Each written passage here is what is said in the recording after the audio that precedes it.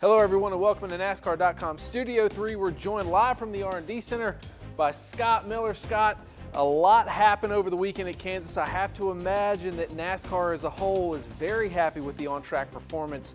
What all culminated into Kansas being such a great race? Well, yeah, we really were obviously happy with the metrics and the race that we all witnessed. Lots of action throughout. I think that when you look back on Kansas, you know, a lot of elements there, but the kind of the rules package that we developed had that sort of track in mind, and you know, it naturally being a multi-groove racetrack and you know, high grip and a night race, I think really kind of made that one special. We looked for the other ones to be just as good, but I think those were some elements that proved out to be really good. And the truck race, you know, aside from the package, you know, the truck race was fantastic as well. So it's just a super racy track, and I think that both series put on a great show there. Let's focus on Monster Energy NASCAR Cup Series racing. A lot of parity through the field.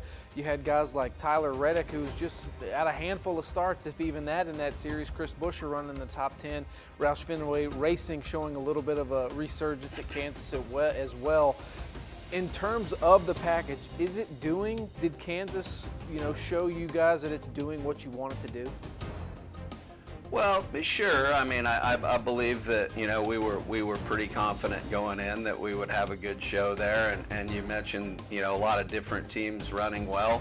I think that we're going to see, we're going to continue to see that through the year, but it's going to be really interesting to watch and see how there's a lot of choices to be made with this package on, you know, drag versus downforce and what the performance level needs to be in those areas at the track for, you know, for their cars to drive good in traffic and race well. So I think as we progress through the season, teams are still learning, and I think it will be really interesting to kind of watch how it evolves and what people do with their cars moving forward.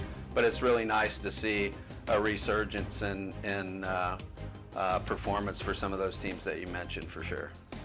Perfect. And, you know, moving forward in the All-Star race, we're going to have those Gen 7 aspects. Talk about that a little bit and how that piggybacked on top of what we've already seen this year and what we expect to come out of that in the All-Star race.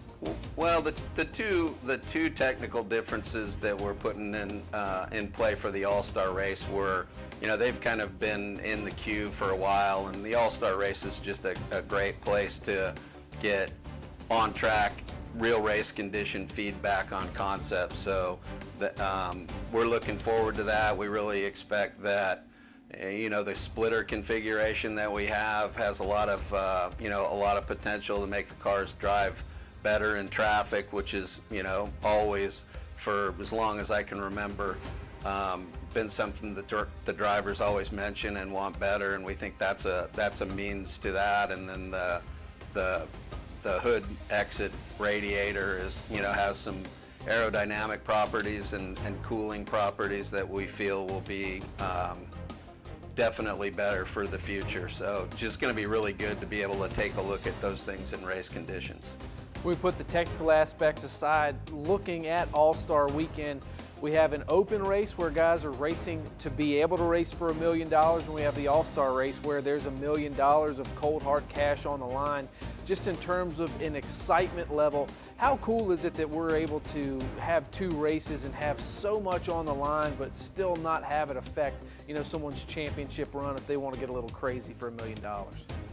Well, I think it really does. It is a unique opportunity to kind of separate the season-long points battle, you know, to put them in a good position going into the playoffs, to just kind of an all-out, no holds barred sort of race. It's always an interesting night.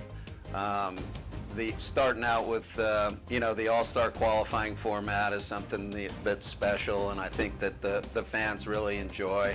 And then, you know, moving into the Open and seeing those guys work hard to advance, and you know, also we have the fan vote. Everybody needs to get their vote in for their favorite driver on NASCAR.com, because we put one in the All-Star race through the fan vote. But watching all those stages play out and the people advance to the All-Star race, and then, you know, when you get to that, it's kind of deep in the night, everybody's ready to go, and it's certainly produced some fireworks in the past, and we expect a good one this time as well.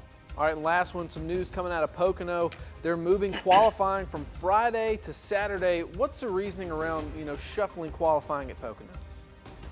Well, there's a lot of different aspects to that, but I think one of the big intents is that we feel like for the Saturday show, that provides a lot of compelling content for the fans, not only at the racetrack, but the TV viewership, and the broadcasters feel strongly that that'll be a positive move forward, having the Cup Series qualify before the support race, and you know, and we're looking at, you know, the possibility of being able to do that at some other places as well. I think that you know, it's something that we're taking a good hard look at, and thanks a lot to Pocono for, you know, kind of working with us on that one and getting there to see how it works. But we believe it's going to be good this way. All right, Scott Miller, we appreciate your time. We'll see you at the racetrack this weekend. All right, thank you, sir.